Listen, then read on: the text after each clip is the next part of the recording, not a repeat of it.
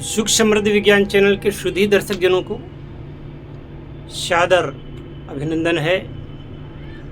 जो लोग मेरे साथ पहले से जुड़े हुए हैं वह तो जानते ही हैं, जो आगे दीक्षित होने वाले हैं,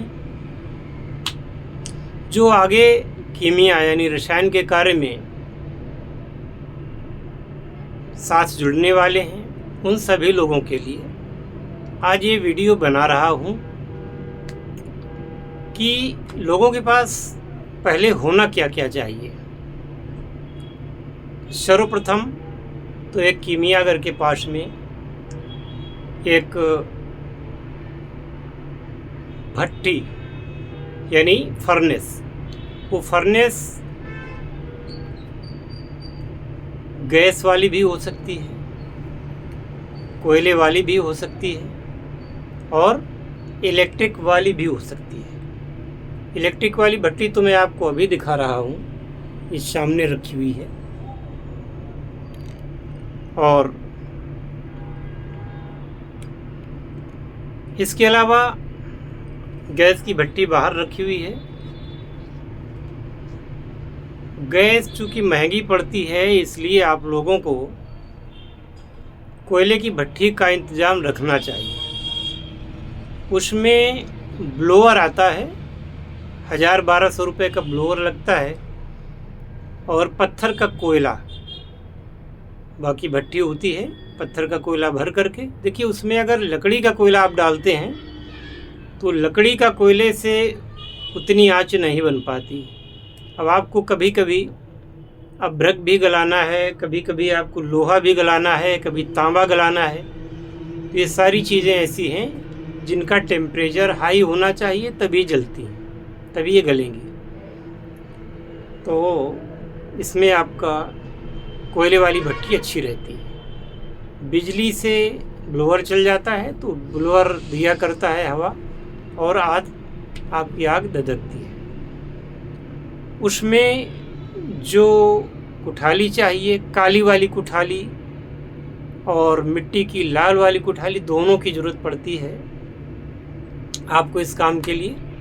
तो जहाँ सराफा बाज़ार होता है वहाँ पे आपको मिट्टी वाली कुठाली, वो ऐसी होती है कि उसमें कुछ चीज़ें डाल करके बनाया जाता है मिट्टी में, कि वो फिर जल्दी जल्दी, जिसे घरिया भी लोग बोलते हैं। घरिया की जगह दीपावली वाली जो दिया होता है वो भी काम करता है, पर वो घरिया उससे थोड़ा ज़्यादा अच्छी होती है। और काली वाली तो मैं आपको दिखा रहा हूँ।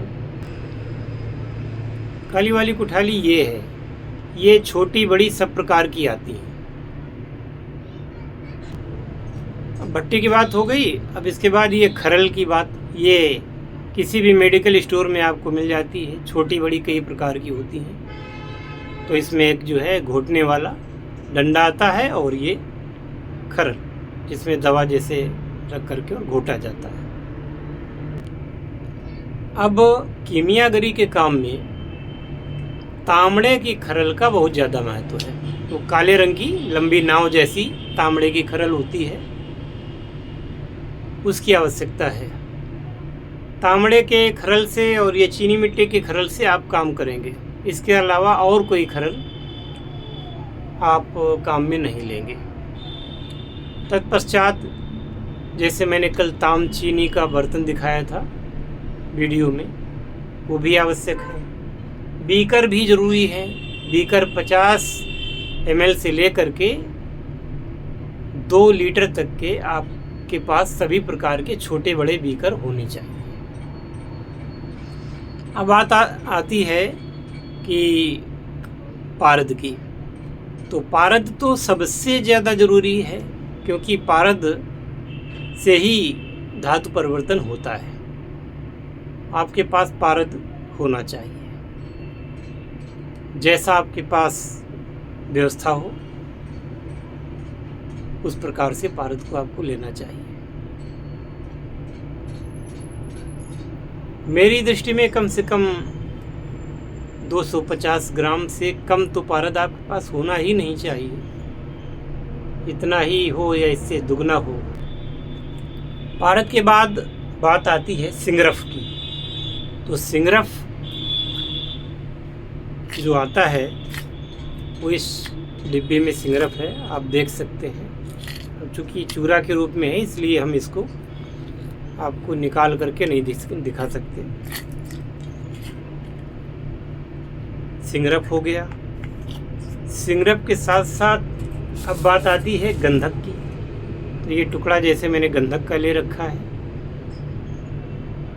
इस प्रकार की इस गंधक को आंवलासार गंधक कहते हैं।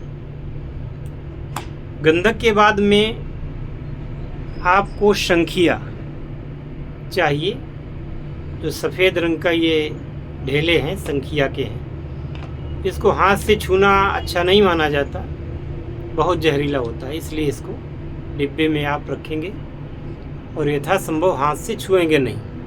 अब बात आती है आगे मैंसिल। तो ये मैंसिल इसमें है हमारे, ये भी शंखिया और गंधक का ही एक यौगिक है, इसलिए इसको भी बड़ी सावधानी से छूना चाहिए। इसी कड़ी में हड़ताल होती है। हड़ताल, वर्किया हड़ताल को हम लोग कीमिया में यूज करते हैं। वर्किया हड़ताल भी आपको दिखाता हूँ। ये इसमें वर्किया हड़ताल है जो छोटे छोटे टुकड़ों के रूप में है। ये भी गंधक और शंखिया का ही एक स्वरूप है मैंसिल की तरह। तो इसको भी आप बहुत सावधानी से प्रयोग करें। इसके बाद में एक पीला शंखिया आता है जो इसी प्रकार का होता है, जैसा आपने वर्किया हड़ताल को देखा है तो पीला शंखिया भी इसी प्रकार का आता है। इसके अलावा आपके पास अभ्रक की ज़रूरत पड़ती है। अभ्रक हो और स्वर्णमाक्षिक हो। ज़रूरत तो बहुत सारी चीज़ों की पड़ेगी धीरे धीरे। ये चीज़ें जो मैं आज बता रहा हूँ ये तो होनी ही चाहिए एक कीमियागर के पास। इसके बाद में अब आता है ये कुछ खनिज बता दिए। अब नाइट्रिक एसिड यानी शोरे का तेजाब, और नमक का तेजाब यानी HCl हाइड्रोक्लोरिक अम्ल, और सल्फर का तेजाब गंधक का तेजाब सल्फ्यूरिक एसिड है ना H2SO4, ये होना चाहिए। आपके पास में नीला थोथा होना चाहिए जिसे आप तूतिया भी कहते हैं। CuSO4 नीले रंग का होता है ना, इसे लोग नीला भी कहते हैं। तो ये चीज़ें हैं। आपके पास फेरस सल्फेट होना चाहिए। फेरस सल्फेट यह है, इसमें लोहा और गंधक का यौगिक है। ये देखिए फेरस सल्फेट है। अब इसमें उल्टा दिखाई देगा आपको, जो लिखा है वो चूंकि कैमरे की वजह से उल्टा दिखाई देगा। मीठा सोडा, साइट्रिक एसिड यानी साटरी, टार्टारिक एसिड यानी टाटरी, ये चीज़ें भी आपके पास में होनी चाहिए। मात्रा तो जब काम करेंगे तब वो निर्धारित होगी, पर आपको इन चीज़ों की आवश्यकता पड़ती ही है। कलमी शोरा, नौशादर, इनका प्रयोग तो बहुधा होता है। मीठा सोडा, ये भी अति आवश्यक पदार्थ है। इसके अलावा रुई भी आपके पास रहनी चाहिए, काटन की ज़रूरत पड़ती है। एक दिन मैंने जो कपड़ मिट्टी का बताया था वो सारी चीज़ें भी आपके पास में होनी चाहिए। और कीमिया में तो सैकड़ों चीज़ों की आवश्यकता है। वो चीज़ें उतनी आवश्यक तब होती हैं जब किसी एक योग में उनका प्रयोग होता है। जब कोई हम नुस्खा बनाते हैं उसमें प्रयोग होता है, तब उन चीज़ों को लिया जाता है।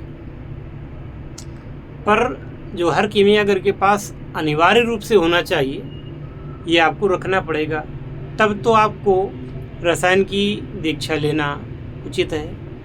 वरना अगर कोई चीज़ आपको बताई जाएगी और वो चीज़ अगर आपके पास नहीं है तो फिर आप काम कैसे करेंगे। और जैसा कि आप सभी लोग जानते हैं, कीमिया का काम तो ऐसा है जिसमें रुपए की तो बहुत आवश्यकता पड़ती है, क्योंकि आप बना भी रहे संसार की सबसे श्रेष्ठ चीज़, तो खर्च भी तो आएगा। और अनुदान के लिए संस्था, हमारे चैनल के अनुदान के लिए भी तो आपको रखना पड़ेगा। इसलिए मैं कहता हूँ, ये कीमिया का काम ऐसा है जिसमें लोग जब पानी की तरह पैसा बहा सकते हैं तो वो इस काम में सफल होंगे, और सफल होते हैं। जिसको नहीं समझ में आता उसके लिए तो कोई बात ही नहीं है। एक सज्जन ने कल कमेंट किया था कि आप करके दिखाओ, विश्वास कैसे किया जाए। तो अब ये बताइए कि आपके विश्वास के लिए क्या ऐसे नुस्खे जग जाहिर कर दिए जाएं और आपको बिना कुछ खर्च किए, बिना कुछ किए वो नुस्खा मिल जाए? ऐसा तो होने वाला नहीं है। आप संतुष्ट हों या ना हों, हमें उसको संतुष्ट करना है जो हमारा शिष्य बन चुका है, जो हमारे प्रयोगों को कर रहा है। हमें उसको संतुष्ट करने की ज़रूरत है। बाकी सबको संतुष्ट करने की ज़रूरत तो मुझे नहीं है ना। इसलिए कमेंट भी ऐसे किए जाएं जो कमेंट अच्छे लगे।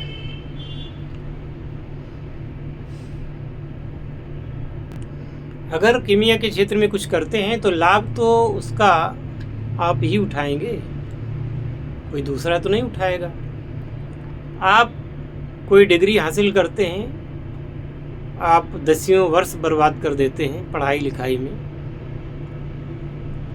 मैं बर्बाद इसलिए कह रहा हूँ क्योंकि शायद 100 में से 2 लोगों को ही उस पढ़ाई का लाभ मिलता है, बाकी लोगों को नहीं मिलता। वो साक्षर तो हो जाते हैं, साक्षर होना बड़ी बात नहीं है। बात यह है कि जीवन की धारा आपकी जब बदले, जो आप जीवन में चाहते हैं वो सुख मिले, वो समृद्धि मिले, आपको दर दर की ठोकरें ना खानी पड़े। और सबसे बड़ी बात ये कि धन के लिए आपको अपना गांव, अपना शहर, अपना देश, अपना प्रदेश छोड़ करके बाहर ना जाना पड़े, आपको आत्मा को मार करके कोई ऐसा काम ना करना पड़े जो आप सामान्यतः नहीं करना चाहते।